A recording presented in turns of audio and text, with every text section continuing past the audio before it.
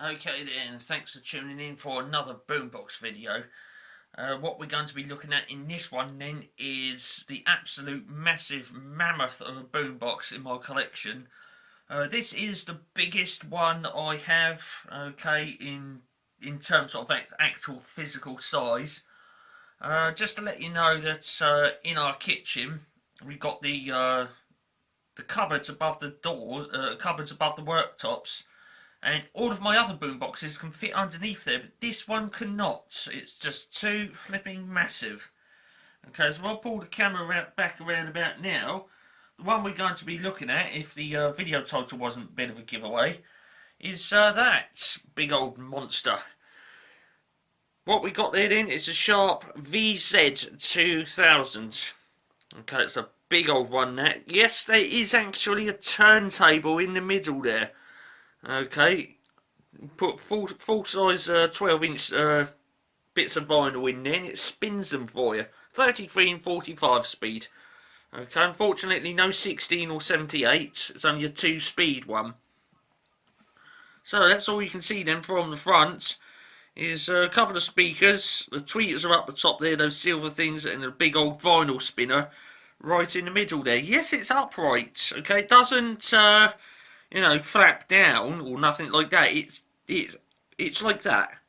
Okay, when it's playing, the vinyl is actually upright like that. Okay, stood on its edge. And yes, now the main feature on this boombox is that turntable.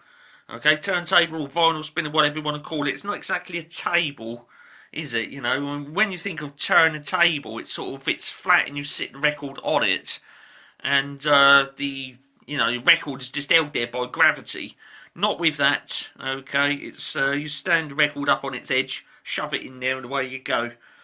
Okay, just so that you know, the record is actually clamped between two big rubber like cups, if you want to call it that. Two big rubber sort of things, and then when you close it up, the little tray that supported the record, as you put it in there, that sort of obviously moves out of the way, so it allows the record to free spin. And the only thing holding it in there'll be a centre pin in the middle, but it'll be gripped between these two cups as you push the door closed. It's just spring action pressure that pushes against either side of the record. The tray that you put the record in, that moves out of the way, so that it's then just well, it's just suspended there by the centre pin, and gripped with the two cups so that it can rotate. The motor can rotate it. Okay, so we'll have a look at that later because that is like the main feature of this boombox. Okay, we've got a tape deck on it and a radio and all of that lots, and you know, microphone inputs and headphone outputs and all that business. You know, like most other boomboxes, but where this one really shines is the upright turntable. Okay, it'll do a bit more than just you know, spin your record. Okay, now if you've ever heard of auto reverse, you're probably thinking, oh yeah, audio cassettes. Okay, that's the you know, that name auto reverse. That it's only for audio cassettes, isn't it? Well, not anymore. It's not. Okay, that turntable in there or vinyl spinner, it's auto reverse. Okay, yes, that's right. You can put a record in there, select the function, and when it's finished playing side 1 or side A or whatever you call it, it will automatically start playing side B for you. Okay, yeah, you know, you don't need to take the record out, flip it around and put it back in there. Oh no. Okay, it's fully automatic. If you choose that function and put the record in there, it will do both sides for you. Okay, and if you really like that record that much, you don't even have to go back to the unit to start it over again. You press another function and it will just loop it over and over and over until you stop it or the batteries wear out, or, you know, I don't know what. So there it is. Okay, we'll be talking a bit more about that the turntable on that boombox and all of the features it has, including that auto reverse function. We'll be opening it up, not with a screwdriver, I mean opening it up as in where you insert the record in, and we'll have a look around in there because there's a couple of other functions in there associated with the record size. Okay, so I'm going to take pick the camera up now. We've got all the controls along the top of this one on that sloped top. If I look at this around the side, there you go. You can see that the top is sloped like that. Okay, and you've got all your controls along the top there. Unfortunately, a few of them have been snapped off. Okay, any member of the worldwide ghetto massive that owns one of these will tell you how difficult it is to get the replacement sliders for that. Okay, normally speaking, the replacement sliders are sourced from some other smashed up boombox. Okay, because Sharp no longer supply replacement parts for these. Yeah, you know, if you look around, you can get replacement drive belts and things like that. But you try and get slider tips for a VZ2000, not a chance. Okay, it's parts like that they were discontinued decades ago. Over there then, I will get this tripod out from underneath this camera. If I can do it. Do excuse this, it's a bit wobbly. Right, tripod's detached from the camera then. So we've got the tape deck then at the end there. I'm just getting this camera sorted out. I don't want to drop it, it's an expensive camera. Right, tape deck at the end then, little bit of zoom for you. It's just a standard operation tape deck. There's all your buttons then. Left to right we've got eject, record, play, stop, rewind, fast forward and pause.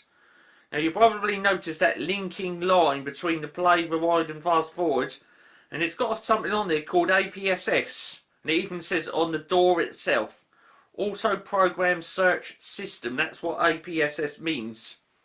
What that does is when you're playing a particular track, right, what you can do, you can start it playing, and if you want to listen to the next track, you just press the fast forward button. Okay, what will happen is it will actually find the next track and then it will release the fast forward button and then just carry on playing. Okay, it saves you having to do that stop, fast forward, stop, play. Nope, that's not it. Fast forward a bit more, stop, play. Nope, bit more, stop, fast forwards, stop, play. There it is. You know, none of that. You've got your tape in there, it's playing, you want the next track, just stab fast forward, it'll find the beginning of the next track, release the fast forward and it'll carry on playing.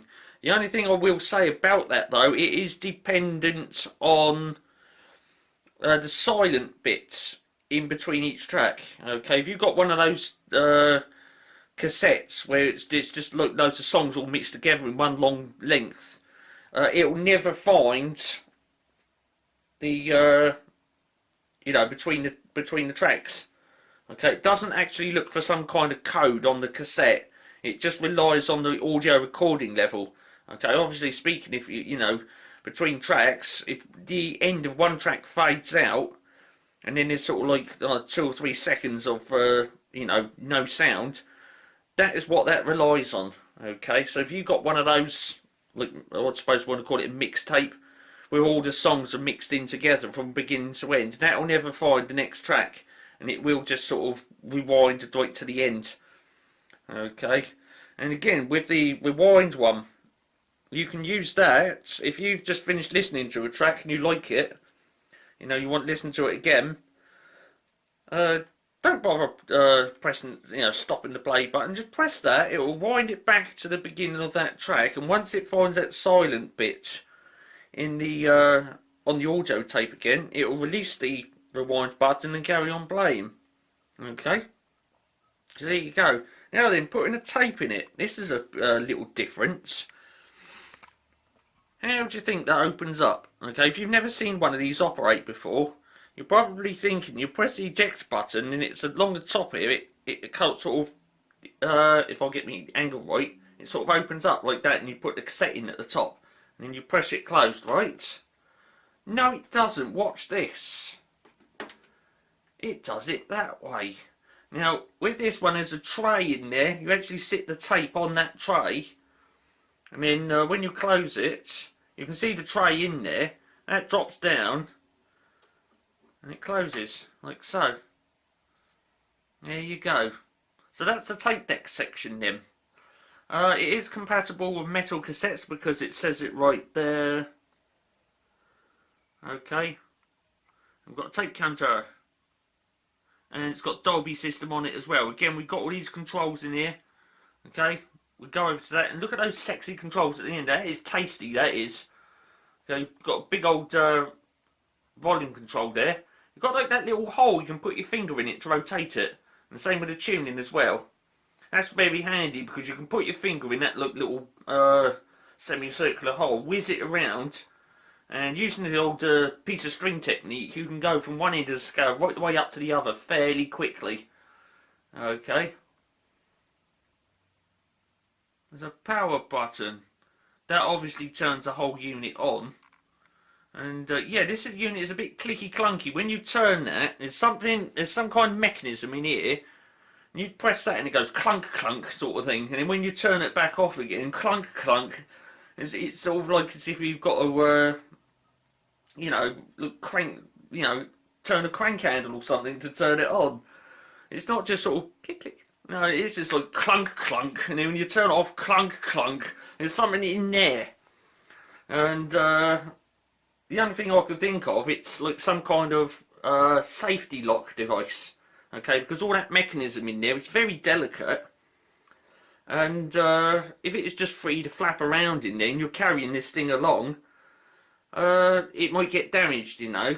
So when you turn it off, there's like some kind of lock that it secures the mechanism into place. It may go back to the beginning and then lock in so that it doesn't all flap around in there and become damaged. Okay, so when you turn it off, that's what that clunk clunk sound is. And when you turn it on, it's the mechanism releasing, so you get another clunk clunk come out of it. Okay, we're not going to power this one up, we're just going to have a little looky at it. Let's get in a bit closer then so that we can see all these sliders on the top. Like I say, some are missing unfortunately. Total damage count then, only 3. Okay, I've seen some of these and almost all of them are missing. The first ones to go are the large ones. As you can see, I've got all of the small ones. Okay, and what normally causes it is someone doing the dusting. Okay, you're dusting, and these you can look, catch something underneath there, and they come off. Now you see that like little part in the middle there. Well, I've got my fingers set on the top of it. It's that part right across the bottom there. It snaps off, and I don't know if I'll be able to get in there with the camera at the correct angle. There we go. Now on that one, you can see a hole where that little centre pin locates in, but in that one you can see it snapped off in there. Okay, so these large ones, they're the first to go. If you accidentally catch them with something, something gets underneath there and snaps them off. As you can see, these two are for recording level. That one's gone. Something caught it and snapped it off. Okay, the little ones, they're quite sort of firm, you know. You can't really get something underneath that to bend it and snap it. And as such, they're all still there. Okay, makes me wonder actually, if I was to do it, if I can pull one off, there you go. If you could actually put a small one in the large position. Let's do that. They probably do, because that centre bit is exactly, there you go. Although it does look a bit wonky, you could still use that function, because it's that little notch in there which makes reference to the scale. So you could put a little one in the large position. Okay, you just couldn't get a large one in there. So you never know, even if you could only source the small ones, that may be the way to go if you wanted a one in there. But the only thing is, I would have to take all this apart and get that snapped off piece out of there. Okay, so there you go. If I can get that back in there without snapping it off. There it is, it's back in there then. Okay, yep, that's okay. So there you go. So that one snapped off, unfortunately, a bit of damage there. So we've got recording level left and right then. Next one along, got tape selector. Yes, we got a 3-way tape selector on this one. Got normal up one end, chrome in the middle, and metal up the other end. I should put it in the middle because it just makes it look nice and decorative. If it's up one end, it looks a bit, you know. Dolby noise reduction. Got off and on, of course. Okay, loudness control. Right there, you've got on and off, that's your function there, on or off. Now then, this one's interesting, meter level. Okay, or meter level, meter selector. You've got tape level and battery and signal. Okay, notice it's spring loaded. You can't keep it up that end. So when you let go, it snaps back. What that is for, you've got a level there. Okay, now obviously speak when you're listening to the radio or whatnot. These lights, they dance up and down. Okay, and well, it also does the battery level. See, you got this scale up within. It says battery on it. If you're using this on battery and you want to know how much power's left, you just slide that along. Okay, and these, I think it's just the top one. The lights go all the way up, sort of thing. And if you've only got, like, say, 50% left, and it only goes up sort of into the middle, sort of thing. And when you let go of it, it obviously drops all the way back down, and all of them go out. Okay, there's the radio tuner scale there. We've only got 3 bands on this one: FM, medium wave, which is the same as AM, of course, and long wave. Okay, so if you like this box and you're thinking about getting one, firstly, you're going to have deep pockets, and secondly, if you wanted to listen to shortwave on this box, then I'm sorry, but your luck is out, because there isn't a shortwave on this one. Moving along then, got balance control. Yes, thankfully, you've got the balance control still on this one. Okay, so that's still there. Microphone mixing. Yes, you can actually put a set of microphones into this, and you can fade your voice in, sort of thing. Down this end will be like 0, that'll be halfway, and that'll be you talking all over the music. Okay, and you can select it somewhere in between and have a little sing-along if you want. I don't really use that function, so what I've done is I've put something in there and put it to that end, so as to, you know, turn it right down to 0. So even if I was to source replacement sliders for this, I would want just one there, okay, for the recording level. Or again, I could put something in there, like a toothpick, or I've done that before now, putting a toothpick in there. You can either put it there to slide up that end, or put it in this end to slide it down. You can put a toothpick in, move that thing up and down that's in there. So it's not as if that being snapped off is rendered totally useless. You can actually still do it with a little toothpick, put it in there and slide the level up and down. It's just a bit inconvenient, okay, especially if you lose your toothpick. So yeah, microphone mixing then. If I was to get some replacement sliders for this, I wouldn't be too bothered about that one. So I'd only want one there and one there for the treble control. Again, I can't adjust the treble unless I use the toothpick method. And just shove it in there and slide it up and down, and you've got your bass control. Okay, all of these controls here, we'll come back to those a bit later because it's associated with that big old vinyl spinner. Okay. Coming along then, there's a volume controls there. Like I say, you can put your finger in there. You can turn it so easily. Okay, that is seriously satisfying, that is. And again, with the tuning, you put your finger in there, just whiz that around, like that. If I get into position, there we go, I'll come around here. I'll do that. There's the old, see, it goes along. So I'm just doing that with the volume then. Not the volume, the tuning. You see that? And if I do that, you can see it going along in there. So you can go to one end to the other quite quickly.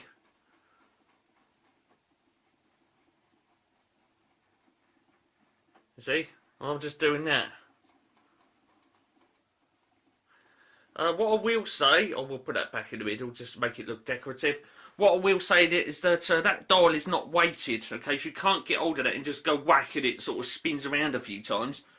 It's a bit of a shame that, because if they had have made that weighted, it would have, you know, you could have done that with it. Just for decorative purposes. There we go. I like to keep them both the same. Okay, so there you go.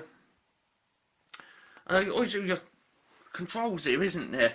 These ones will come back to these because that's associated with the vinyl spinner. What have we got then for controls? It's just like your function selector sort of thing. Tape phono, that's a vinyl spinner.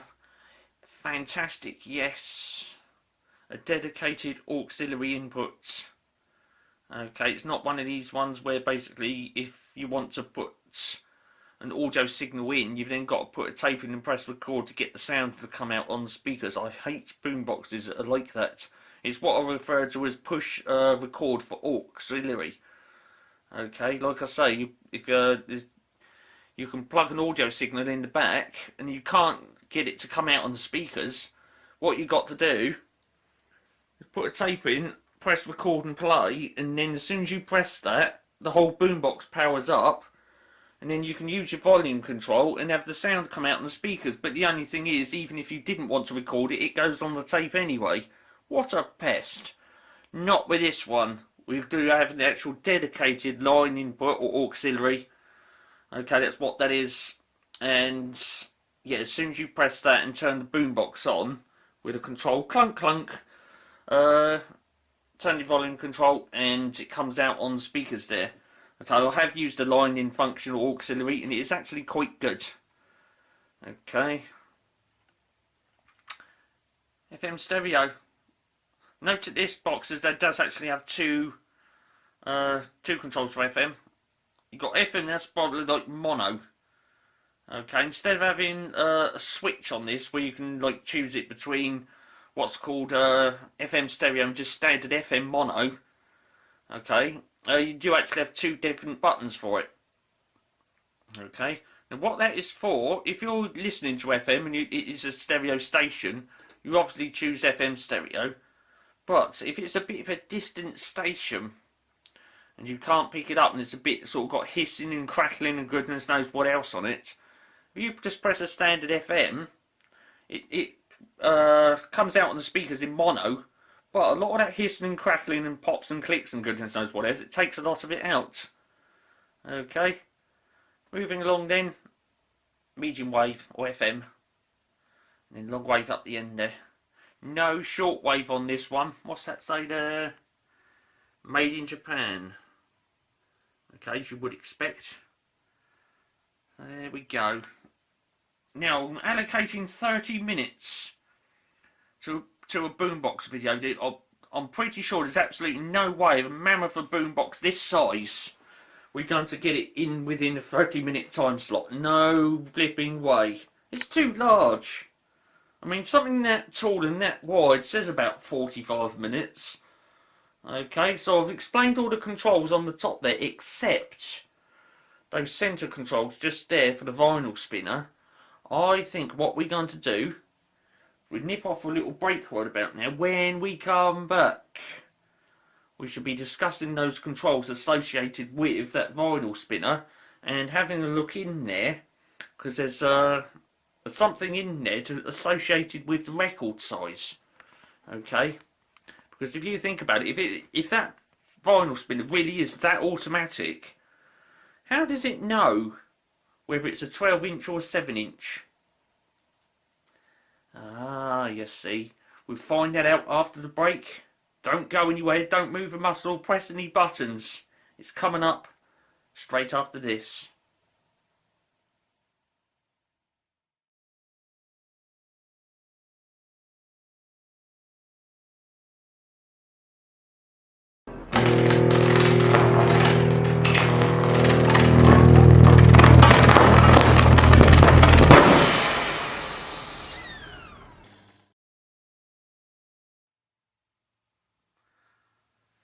Okay then, thanks for coming back after the break. What we're going to be doing now is discussing the functions for the vinyl spinner on a Sharp VZ2000. They look a bit like this. So, from left to right then, we've got a variety of different options on this one. Now, being fully enclosed, okay, if you've ever used a turntable before, you know that you can just grab hold of the tone arm and put it on and off the record. When the record is fully enclosed inside the unit, you obviously can't get at it with your fingers. Okay, so you can't put the the needle or the tone arm or whatever you want to call it, the cartridge, onto the record directly. Okay, so you have to have some kind of mechanism to do it for you, and a button in order to activate that mechanism. Okay, so what we got there then, from the left to the right, we'll look at this one later. It's pretty obvious. It says door open. Okay, we'll be pressing that one a bit later. Let me zoom back a bit. Yeah, this door open, we should be pressing that one a bit later. And, well, we'll have the door open up, and you can see in there, because I've got to discuss something that's in that. So we've got play and cut then. Okay, when you press that, press play, it puts the needle on the record for you and starts going. Okay, now supposing you're mid-record and you just wanted to, you know, look, as you do with a standard turntable, you just lift the tone arm up to stop the music playing. That's what that next button is for. Okay, if I zoom back in on that, you can see, look, there's a little arrow with a gap in it, and then there's another arrow with, it's in contact with the line. Okay, so that's like needle up off of the record, and that's needle down on the record. Okay, with the play and cut button, when you press that, the record starts turning, and when you press cut, it stops and winds the your needle cartridge back to the beginning. Okay, but with this one, needle up and needle down, it's a bit like a pause button. Okay, a bit like a pause button on a tape deck. You press that and it moves the needle away from the record, but it keeps on turning. And then when you press it again, it puts the needle back on the record, and as soon as it makes contact with the record, the music starts again. Okay, so that's what that one does. Interestingly, we've got what you don't get on a standard turntable is rewind and fast forward. Okay, now it's not like rewind and fast forward on a tape deck, okay? What you've got to do in order to use those, you've got to press this button first to lift the needle off the record, and then when you push this one, it actually goes to the end of the end of the record, and when you press this one, it goes to the beginning of the record. Okay, these arrows, which you'd think that one's rewind and that one's fast forward, they are actually the other way round on this, because if I zoom right out, there's our record player then, and there's where my finger is. There's my finger. Watch my finger. That's the centre of the record, where the end of it is, the last audio track, and then obviously speaking, the first song is right at the end here. Okay, so when you push that button, which you think is a rewind button, it's actually going to move the needle, the tone arm, that way. And when you push what you think is the fast forward, it's actually going to move the needle that way. Okay. And it doesn't matter whether it's side A or side B. Okay. What you've got is you've got basically a needle there in the door, and you've got another needle like in the back of the unit there. Okay, and while the unit's playing, it doesn't matter what side you're playing, the needles go to the middle. Okay, obviously speaking, only one of them would be in contact with the record, not both of them. And that's how it works basically. When it's playing, they go to the middle. Okay, and then when it reaches the end, if you've got the auto reverse function selected, it will lift the needle off, it will go back, and then this one drops on the record, and then they go in again. Okay, and then when it reaches that end, it'll take the needle off, and they go back to the beginning. Okay, because it's all driven in there like a big pulley system. Okay, and there we are. So that's those controls there then. What you think is rewind is actually fast forward. And what you think is fast forward is actually rewind, okay? Because that pushes it further into the middle of the record, and that pushes it back to the beginning of the record. Other buttons then, what we got, I'll get all this stuff off the screen, I can see it with you. There we go. Both sides. Okay, when you press that, that little light comes on. So that's basically enabling the auto reverse function. Okay, so when the record's playing, supposing I press the play and it starts, I'll press that and that little light comes on. When it reaches the end of the record, like that little logo suggests, it'll flick over and change the needles, and it'll play side B. Okay, But alternatively, what you can do is when it's playing, if you press this one, you see a little logo on it, it's like a loop. And it'll do side A and then side B, and then when it gets to there, it'll do side A again, side B, and it'll just keep going around in a loop. Okay. Let's say, for example, you're listening to side A and you want to quickly flip over to side B. Well, you've got that option there. Look at that. That's also handy if you've accidentally put the record in the wrong way round. Okay, the only thing being there, if you have put the record in the wrong way round, and you press that, and then you use the both sides function, what will happen is the record, the turntable won't know that you've put it in the wrong way round. It will do side B first and then side A. Okay, I don't think you can press that to side B, and then when it reaches side B, it'll flip over and do side A. Because when you enable the both sides function, it always starts with the side of the record facing out. And then it'll flip over and do the one at the back, reach the end and then stop. Okay, it always starts with the surface of the record facing outwards. Okay, you can't start it and then do the flip over from the back to the front. It doesn't go like that. The last button then, well, it's pretty obvious. 33 and 45. Okay. Just one other thing is, you know, in case you haven't figured it out, when the turntable flicks the record around the other way, Sharp did actually make a promotion disc, and it's got the Sharp logo on it. Okay, there'll be one Sharp logo down the bottom there, another one at that angle, and another one at that angle, sort of thing. And when it's rotating in there, you can actually see the Sharp logos going around in there. And it's got music on it, sort of thing, you know, and it'll just be some kind of, you know, what kind of music, I don't know what you want to call it. And the interesting thing is, you see it turning around in there, and when it reaches the end, and it flips over to side B, it slows down and stops, and then it starts going back in the opposite direction.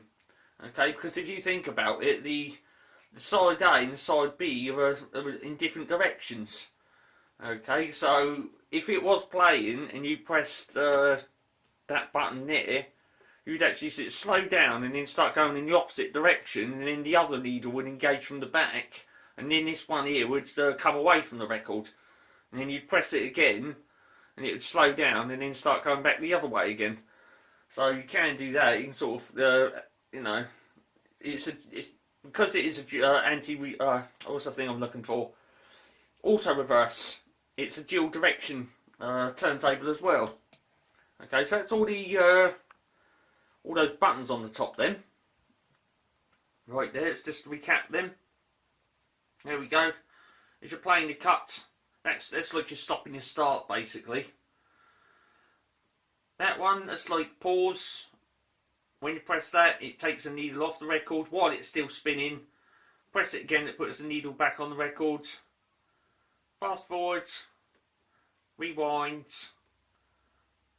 auto reverse, loop it over, basically repeat as it says. You just do side A, B, side A, A, B, A, B, A, B until you stop it.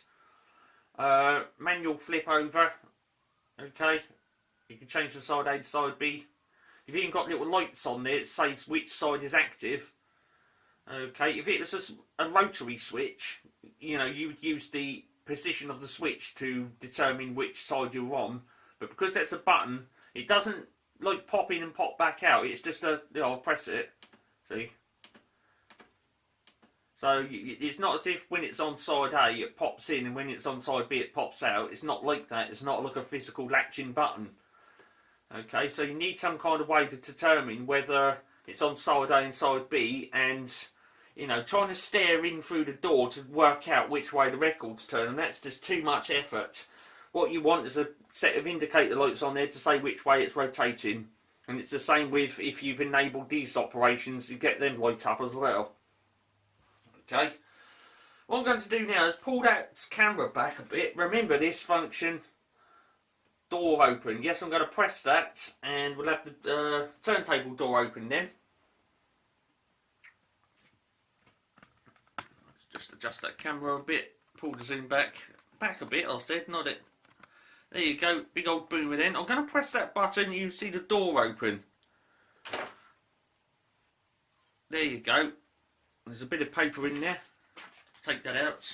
That's not in there for any reason, it's just that I wanted to make a note of the tracks and all of that lot. There's a record in there.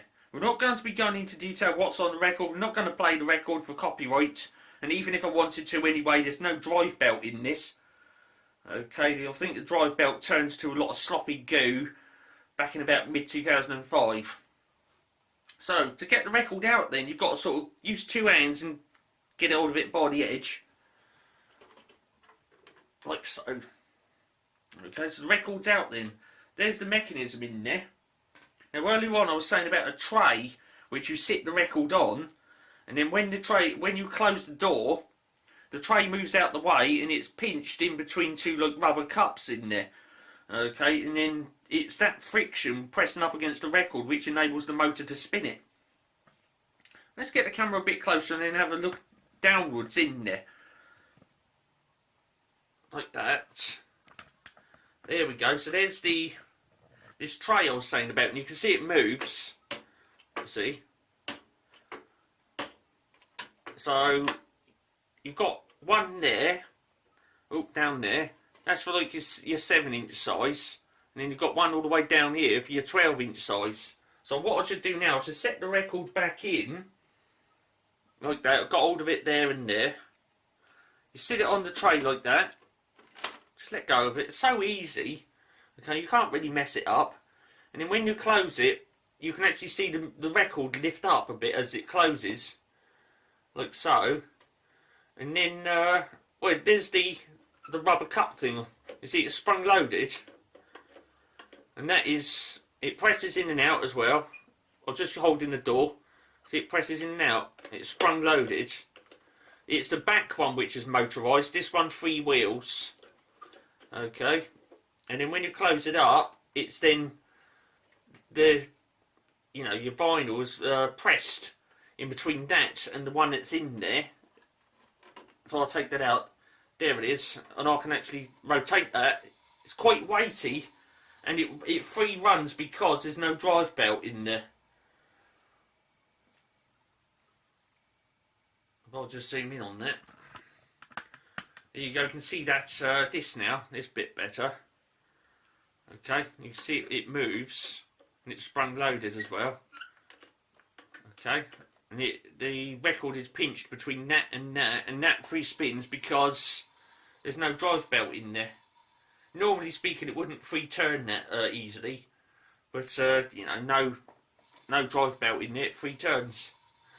That bit in the middle then, what does that do?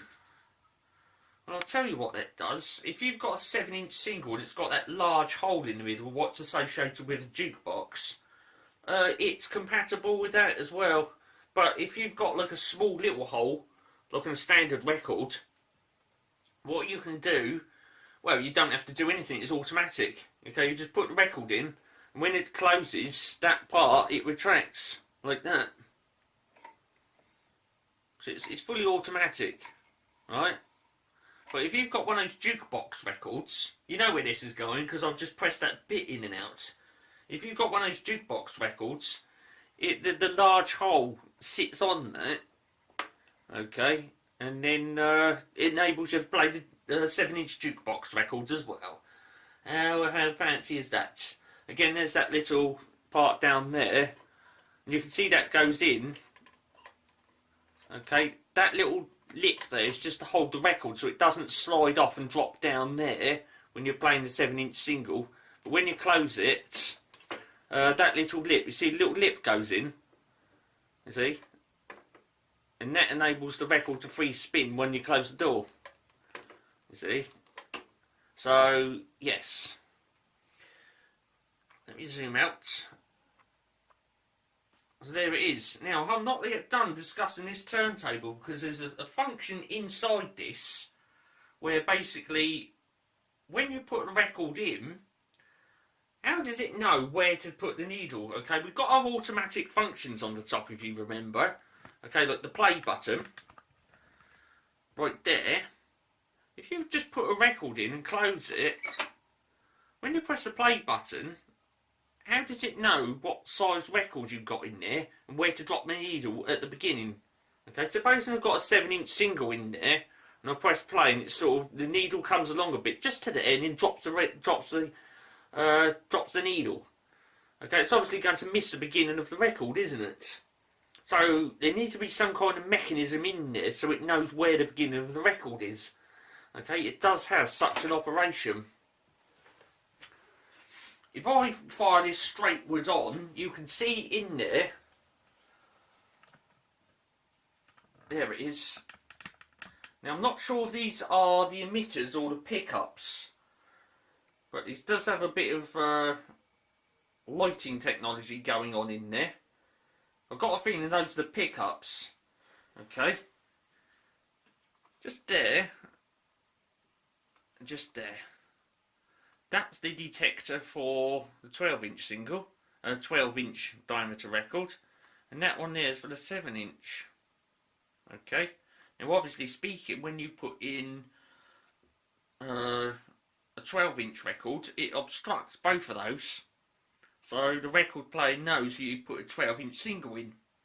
Okay, and when you put in a 7-inch single, it's only that one gets obstructed, and therefore that one, it picks up a little beam of light, and then the electronics inside knows that that one's covered up, that one's exposed, and so therefore you have put in that turntable a 7-inch single, and that is how it knows where to put the needle when you press the play button.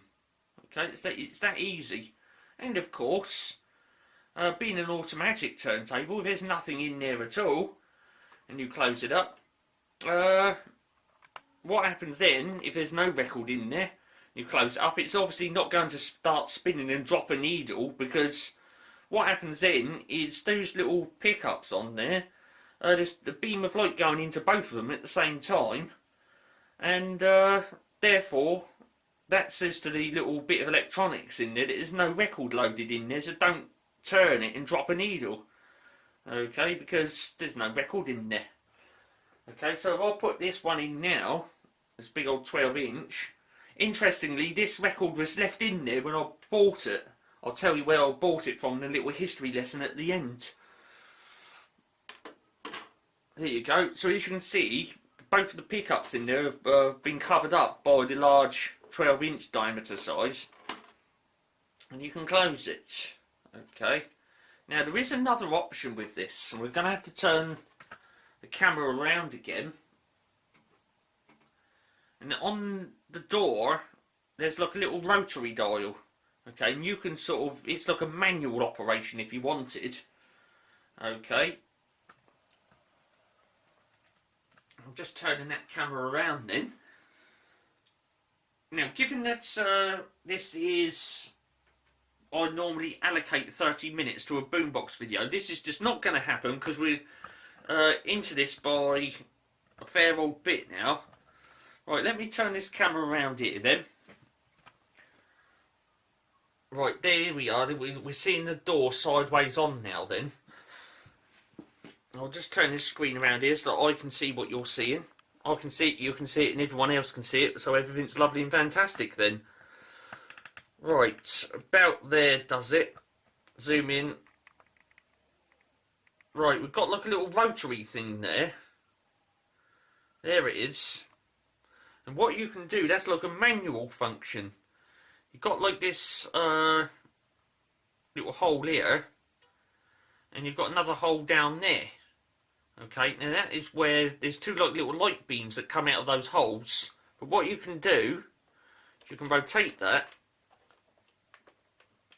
like that. You see, that beam of light can come out, but that one's now been obstructed. Okay, so you know, even if when that bottom hole is obstructed, when you put in even if it's a you know, a 12-inch one, it'll start it up as if it's a you know, a 7-inch single. Okay, and you can turn that the other way. I think the centre one's auto. If I can rotate it. It's a bit difficult. You would have think they'd made that a bit easier. There you go. I've put it back on auto so both of the things are exposed. Okay. And then you can turn it the other way. Like that, and obstructs both of them. Okay. As you can see, it says auto on there. I will zoom that in a bit more if the focus doesn't go out, because sometimes it does if I use too much zoom. Right, that's about it there then. Let me turn the camera around. Right, let's get all that stuff off screen. You might very well be able to see what it says on there. Okay, this is Full HD 1920 by 1080p. So you can see it says auto on there. And one says EP. I think that's this one. And the other one says, I think it's LP, EP, and then auto. Okay. So there you go. The only way I'm going to get on that, and it's if I take the camera off the tripod, we go around the back of the boombox and fire it in that way. Okay. So let's do that. Let's get the camera off the tripod. Zoom right the way out. Okay, right. Yes, that is my foot. Let's get the camera off the tripod. Come on then. You know you want to. We're limited with time anyway. So, right, we're around the back of the boombox then. I'm standing around the, well, it's almost like a flipping standing behind a wall. It's Matt flipping big. Rightio then, let's get right in there with that zoom and see if we can spot the what it says on there. There you go. So that one's the LP then, or long play, whatever you want to call it. It's got automatic and then EP. Now as you can see, I've rotated that, and I've got a feeling both of the little light beam things are obstructed. Let me turn that around to auto. It's a bit difficult.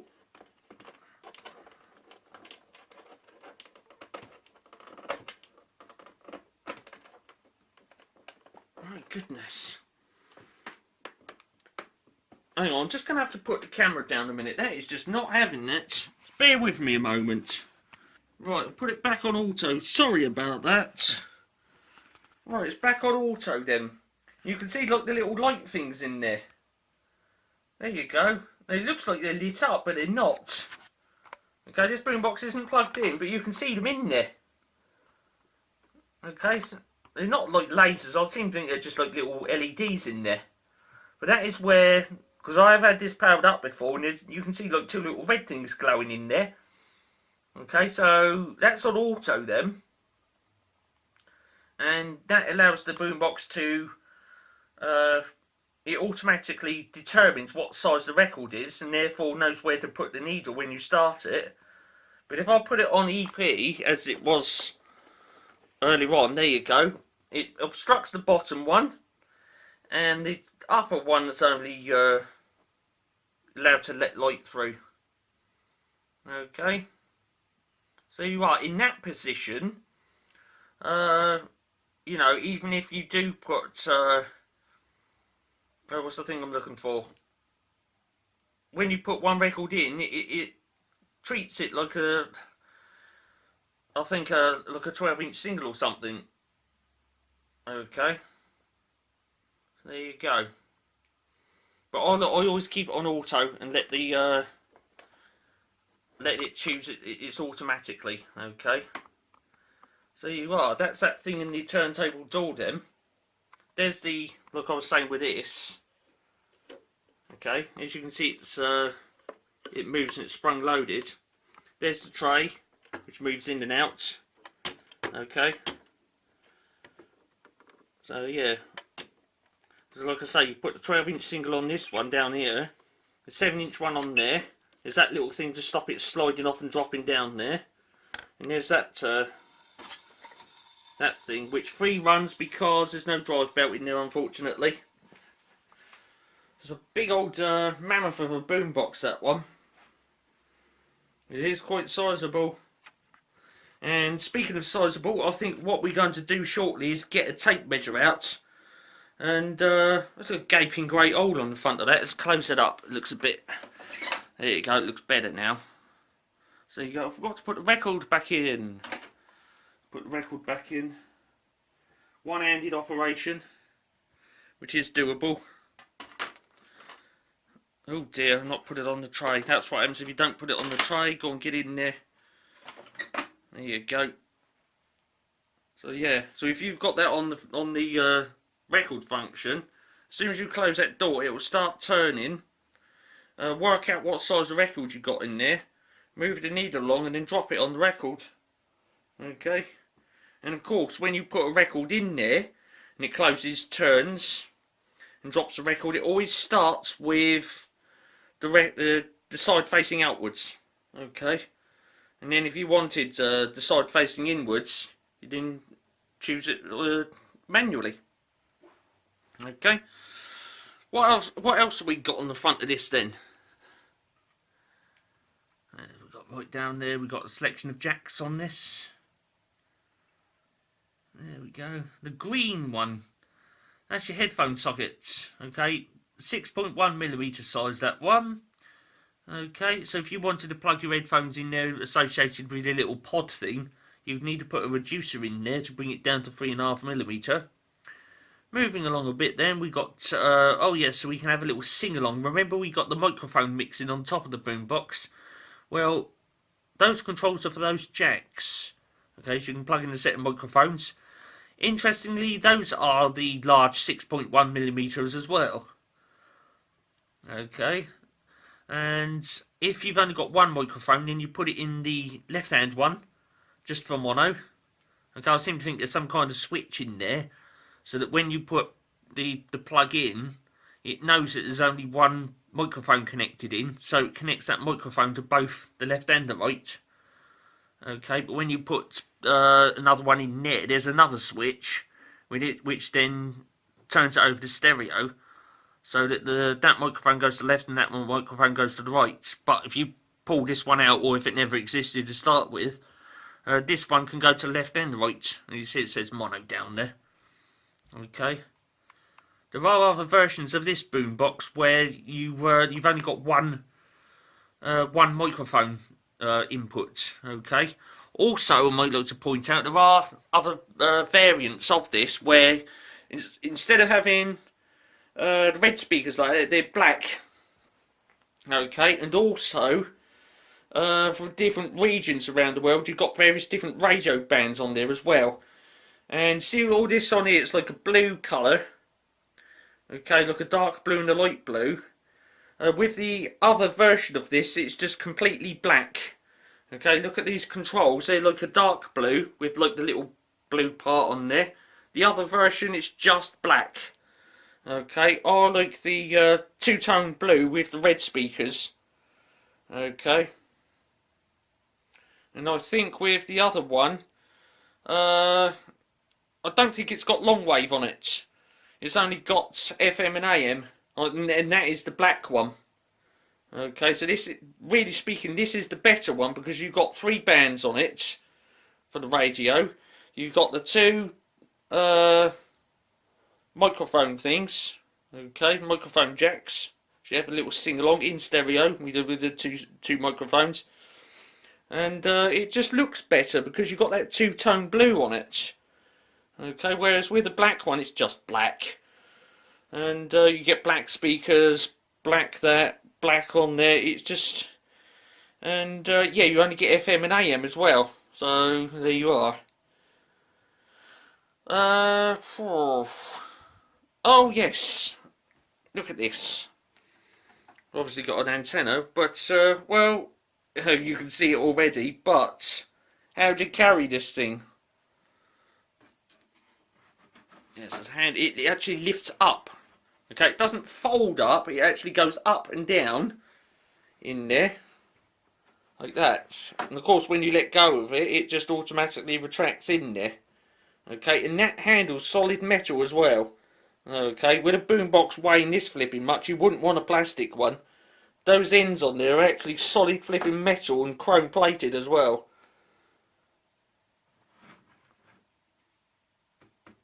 It's a good solid handle, that. And that's how you want it to be when you're lugging around a box that flipping heavy. And yeah, trust me, with one of these, I think Sharp's idea of portable was from room to room, okay, not street to street.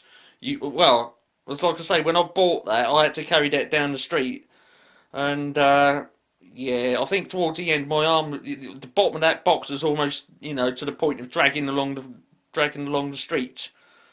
Okay, so I'm going to spin it around now, the old VZ2000. Oh, look, it says it just both sides play disc.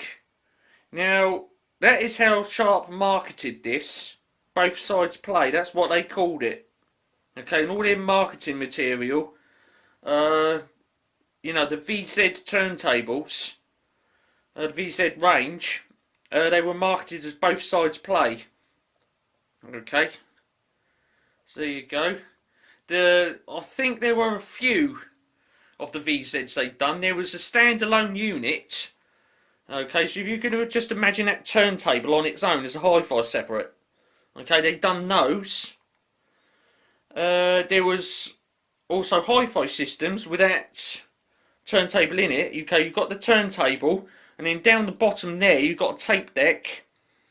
All the various controls there, and then you've got standard separate speakers. Okay, if you go on a search engine of your choice and look for Sharp VZ3000.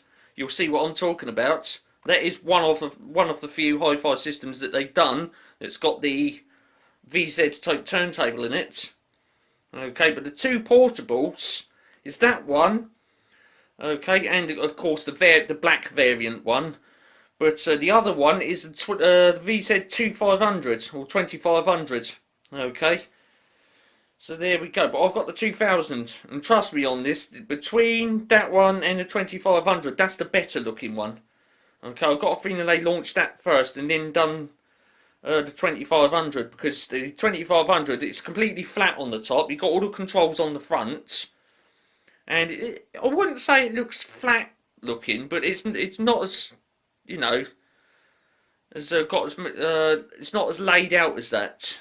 Okay, you've got the tape deck on the front at the top there, and all that lot, and there's nothing on the top. They've just put some funny diagram on the top of how it's all wired up inside.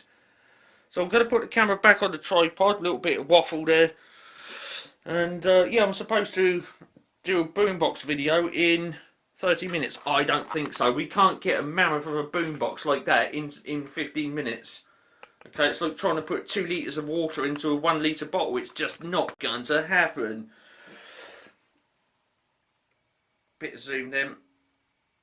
Okay, because I'm not the video subject, of course. Let's pick it up, spin it around without snapping my arm off. Like I say, when Sharp made their idea of portable, wasn't street to street, it's from room to room. And yeah, I think I weighed one of these once, and it weighs in at about £40. It's ridiculous. I don't know what that is in kilos, because I never selected it on the kilos function on the weighing scales. Right then, you can see the handle's retracted on the back there. Okay, it doesn't go down the back on the outside, it's actually recessed into the boombox. Okay, where's all my stuff on the screen? Right, there it is, because I've got to make sure I'm not going over into the audio buffer. Okay, so, back of the VZ2000 then. There's the carry handle on the top, which is recessed in. They put those funny little parts on there for the speakers. They don't do anything, it's just a decorative effect. But it does actually say on it, I know you want to see it, because you're only going to pester me in the comments box if I don't show it in the camera, show it in the video. There you go, multi-amp system, red cone woofer. Yes, they are, because we've seen the front. I'm not quite sure what it would say on that if, for the black one. It probably, down the bottom there, it's just blank, it's just filled in black. So it's another thing that's black. Okay. But on this one, we've got the red cone woofers. So there we are. Going up a bit then, we've got some jacks on the back of this. I might like to point out as well, on the black version, instead of having that round jack on there, you've actually got two pairs of RCA phonos. But on this one, you've actually got a 5-pin DIN socket on there. out of all honesty, I would really prefer the RCA phonos. Okay, because with that, it's a combined input and output. You can do both at the same time, so you know. That's the reason why it's got 5 pins. One of them is a shared common negative, and then 2 of them are line in, and the other 2 are line out. Okay. Moving along then, we've got that, and what that is for is for your external antennas. The one to the left is for FM, and the other one is for AM. An AM would basically mean a long wave and a medium wave, okay? And if you are interested in using that, then you do need to operate that switch there, okay? It does say something there. Oh yeah, FM antenna selector. Okay, so you've got rod, which is that thing sticking up on the top, or external, if you want to use that socket. Okay. One other thing we got on this, it's just down there, if I'll get on it, there's a little button just there, you press that in. And it's usually like it on a lot of other boom boxes as well, where they featured it round the back. What that is, right there, it says it right next to it, beat cancel. Okay, now other manufacturers call this by a variety of names, whether it be beat cancel, beat cut, beat proof, riff, or whatever. Okay, Sharp are calling it beat cancel. What that is for, I can't remember which one it's for now, whether it's FM or medium wave. But when you're tuning in to a particular radio station, sometimes you get a bit of radio interference, which is sometimes, I've heard other people refer to it as a beating sound.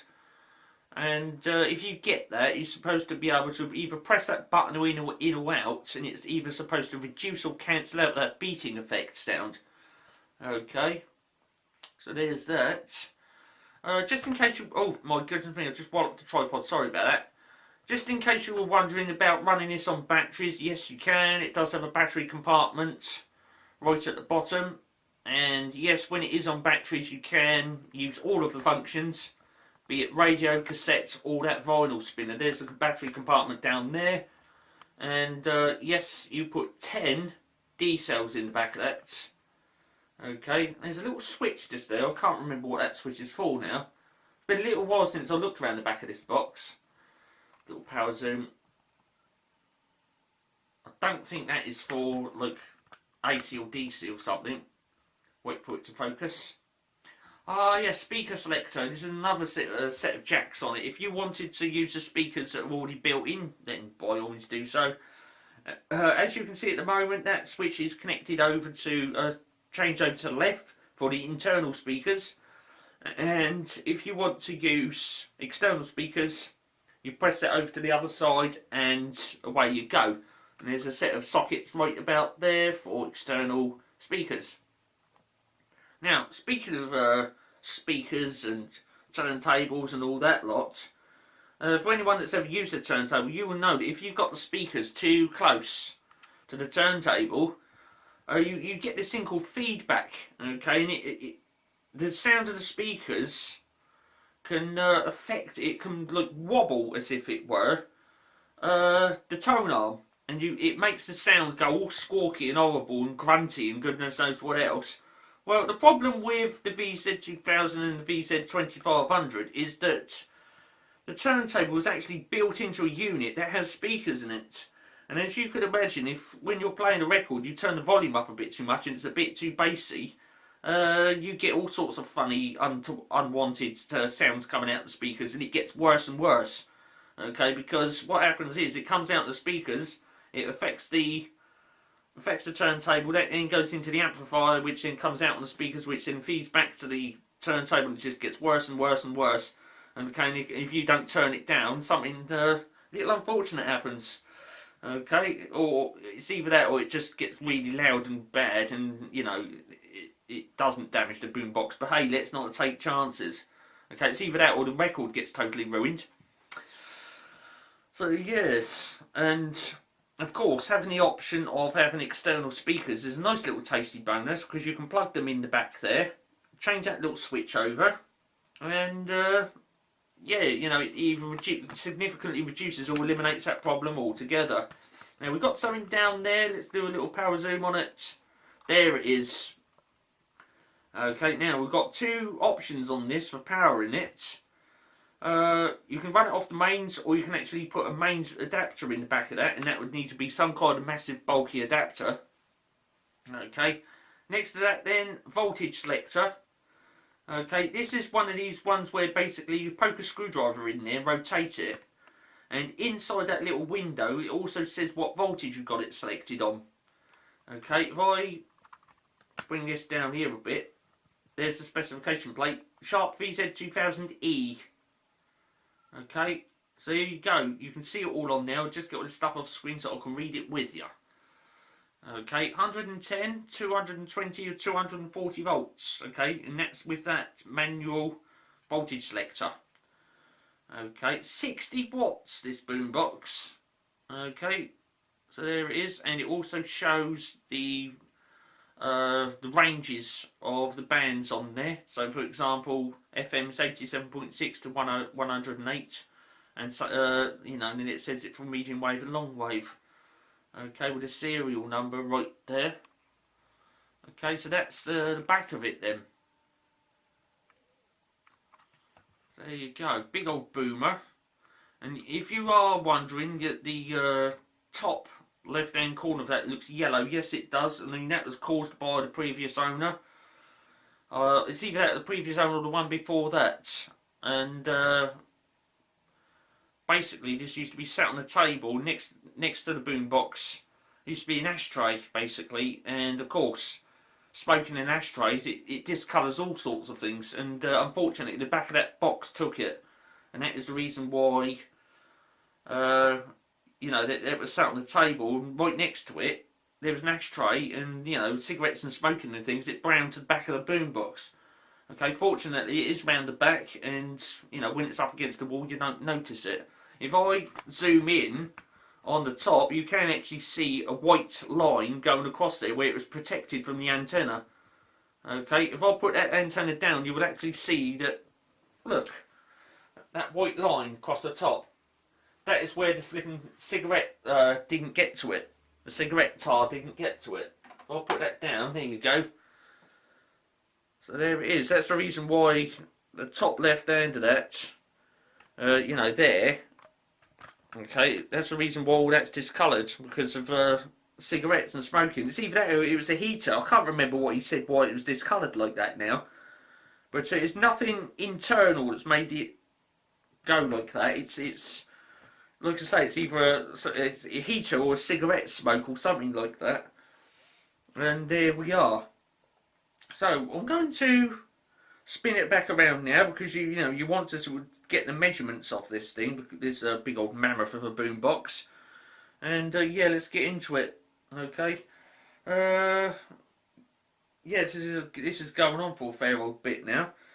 So there we go. I'll measure it up and then I should tell you where I got that boombox from. Zoom in a bit because I'm not the video subject, of course.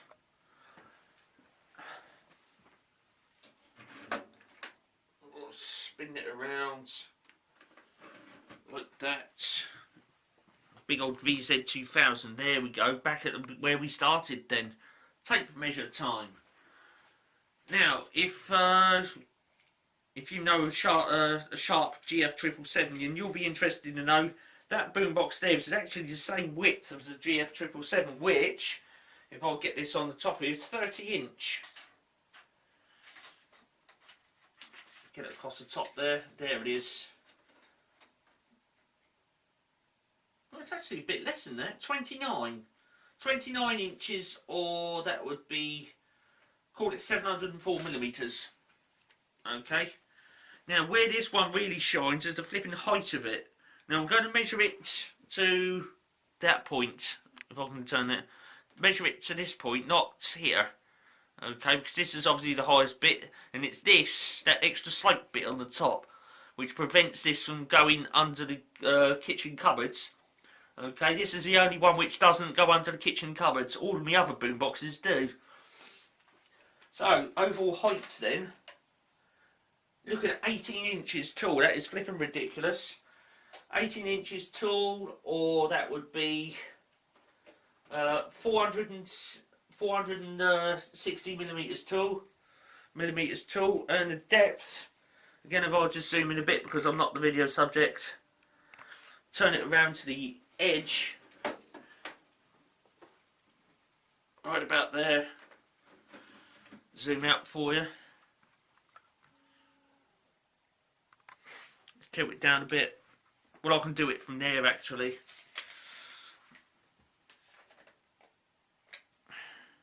Again, you've got to take into account these grills sticking out the front here for the tweeters.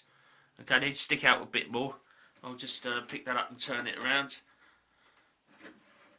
Okay, I'm not going to get it on the comments box. If you're wondering about why my jeans are like that, it's because my back of my flipping heels catch on them and it ends up falling over. We've got to turn the ends up. I know someone's going to say about it on the comments box. Why have you done that with your jeans? Now you know.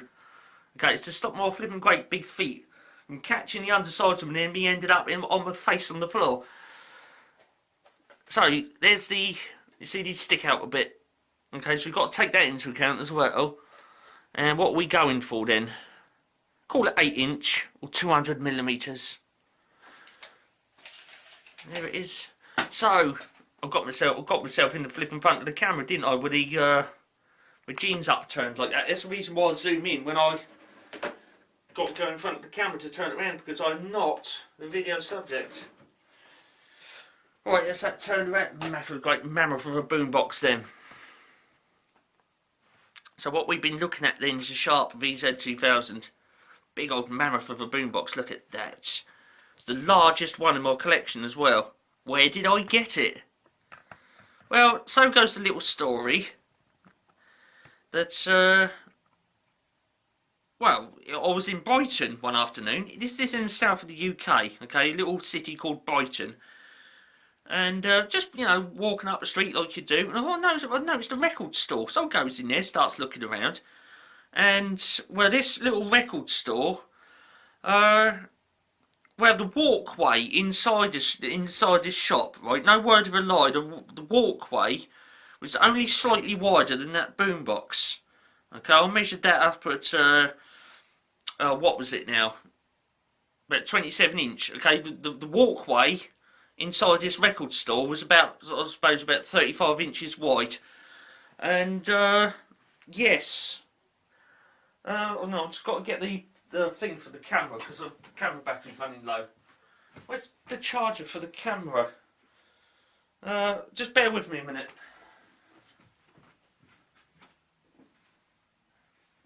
Only got 5 minutes left on the battery. I should have noted that and charged it up before doing the video. So yes, I was goes in this record store, and there's this little walkway in there because it's absolutely solid with loads of records and tapes and VHS cassettes and all that lot. And yeah, the walkway was not much wider than that boombox, but it was this big old shelf sticking out, and it had so many crates of records on it that it was starting to warp in the middle. And you never guess what he was using to hold that shelf up. Yes, one of those. He was using a flipping Sharp boombox to hold up a record, hold up a shelf which he'd basically put a big old bit of plyboard on to make it, you know, stick out from the wall further. But that was making it like warp and bow down. And so to take the weight, he'd shoved one of them boomboxes underneath it. And yeah, and of course, being on the floor, it was being all kicked and, you know, kicked in at the front and all that lot. So, you know, but I asked him about it, and he said, well, yeah, you know, flipping jack plugs come out the back. Come on, not having it. He said, yeah, you know, why is that not going in there? That's it. Flipping little cover was in the way. So he said to me, right, although it's there, I'm not going to sell it because it's holding the shelf up. And also, you know, it's holding the shelf up. And also it's, you know, all of the sliders on the top were snapped off. All those were gone. It was really dusty. And he said, well, if you're really interested, come back in a couple of hours' time when I'll shut the shop up. And I've got 2 more of those in my basement, and he did have as well. I went back around there a couple of hours later. He shut up the shop, and we went back to his place. And in his basement, there was 2 more of those. Okay, that was one of them. And the other one, it was the one where it's all black with the black speakers in it. Okay, that was back in 2001. And well, I didn't have the money for it at the time, and I was really disappointed. He said, "Oh well, you know, come back another time. I'm not in, you know, I'm not in any hurry to sell them." So anyway, wind things on to the end of 2004 then. You know, I was actually starting work in a new factory, and they had someone in the factory had this almighty great massive boombox, and it brought memories back of that. Okay, and I thought to myself, I've just got to go back to Brighton, and I did it on like a spur of the moment. I went back to Brighton, went back to the record store, and asked him about that boombox. Well, anyway, he said, "Oh, you know, I've sold them, they're gone." You know, I can't even remember what happened to the one where what was holding the shelf up. I got a feeling that had gone as well. I can't remember. But he said, "Oh no, they're gone." You know, I was really disappointed because I really wanted one. You know, I said, "Oh, you know, it was really annoying, you know, because I wanted one and all that lot. I got, you know, I'm getting a building up a boombox collection, and to have one of those in it would be really nice and all that lot. You know, I've got cash and all that business, and in it we started talking about money, and he sort of, well, you know, how much have you got with you?" You know, and it started swaying things. I think, well, hang on a minute, you just said to me you've sold them all. Well, anyway, I pulls this flipping wad of cash out of my pocket, and he sees it. Well, that changed his mind, didn't it? He says, "Well, you know, although I've sold them, I've still got one at home, and I'm using it." Okay, he saw the money, and basically that swayed him, you know. So he goes back to his place, and sure enough, that boombox was, you know, in his place. And, you know, we had a little talk about it, this, that and the other. Cash changed hands. I grabbed that boombox and got out of there a bit half sharpish. And the thing is, like, the worrying thing is, while I was standing there waiting for the taxi, I don't know why he done it. He could have left the money at home. Right? We walked back to the record store. It's closed up. We're both standing at it waiting for this taxi cab to turn up. And I don't know why, but he's brought the money with him. Right? He's got it stuffed in his pocket. He could have lost it. You know, something untoward could have happened. He's got this money stuffed in his pocket. I've got the boombox. He's got the money. I mean, he could have basically cancelled it and gave me back the money and taken the boombox. But he's looking at this flipping boombox. I'm standing there, waiting for this taxi cab to turn up. And he's looking at it all over, and he's talking about it, getting all nostalgic and all that business. It turns out that that boombox you see there up in front of the camera, that it was the original owner that bought it. They used it for a little while, and then I think it got shoved in a loft back in 1985, somewhere around about there. And well, I think it was late 90s. It's either him or someone else doing a house clearance, and you know, they obviously go right the way through the house, clean it out, go up in the loft and all that, and they found that VZ2000 up in the loft, and he come to acquire it somehow, and yeah, and because of that, that boombox you see there is in relatively good condition. It's almost minty, apart from those few sliders that have been snapped off, and the cigarette discoloration around the back of it. And so we're standing there waiting for this taxi cab to turn up, and I thought, oh no, you could cancel the deal at any time, give me back the money and take the boombox back home. So, you know, he's looking at it, he's talking about it, getting all nostalgic and all that business. And then the taxi cab turned up. And, yeah, so I quickly threw the boombox in the taxi and got out of there before he could, you know, change his mind and ask for it back. And, yeah, all these years later, I've still got it. And I said to him, I promised to look after it. And if he's watching, there it is. I've still got it. I'm still looking after it. I'm still treating it nice. And there it is. So, yes, the biggest boombox in my collection. Okay. And just to prove that I've got a boombox collection, if you look in the boomboxes playlist, you'll see even more boomboxes in there on Wayne's Electrical. Okay. So yes, so I'm really glad to have it, you know. I mean, I swayed him with that pile of cash, and yeah, I won't go into details as to how much I paid for it. You know, that's between me and him, and you know, it's not up for discussion, is that? But there it is. Okay, Sharp VZ 2000. This has probably gone on far too flipping long because, well, I thought to myself, I'll allocate half an hour. Okay, a boombox that size is not going to fit in half an hour. It's like fitting 2 litres of water into 1 litre bowl. It's just not going to happen. So I thought to myself, I'll give it a double booking, 1 hour. That's come and gone, hasn't it? My goodness me, has it come and gone. So yeah, I'm going to bung that one in the Boomboxes playlist, of course. Okay. I hope you enjoyed watching that one. I know we had a couple of moments with the camera and I got me flipping. Look at this. Look. I got that in flipping shot of the camera, didn't I? Like I say, it's just to stop the heel of my foot catching on there and me ended up flat on the face. That can be dangerous when going down the stairs. I walk around the house barefooted just in case you was interested in knowing. And of course what happens is when I'm walking along, the flipping heel of my foot catches up underneath there and yeah, it sometimes trips me up. So I've got to fold them up like that to stop that from happening. Okay, we don't have any accidents now, do we? So that is why that's like that, and I've flipping got it in front of the camera. So, I'm off. Okay, if you look at that boombox, that big old boombox, the one which doesn't fit under the kitchen cupboards, okay, it's the only one that doesn't, okay, I'd really appreciate it, okay, one of those, a nice big thumb up, okay, one of those, okay, subscribe if you really, really want to, okay, you know, and, you know, for boombox videos, electrical, Toby Feline plugs, electrical stuff, sparks and pops and all that stuff. Oh, and boom boxes, okay? Electric meters, rate changes, time switches. It's all here. Okay, just go through the playlists and you'll find it.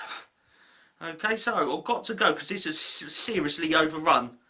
Okay, like I say, allocate 30 minutes per boombox and this has almost gone 3 times over.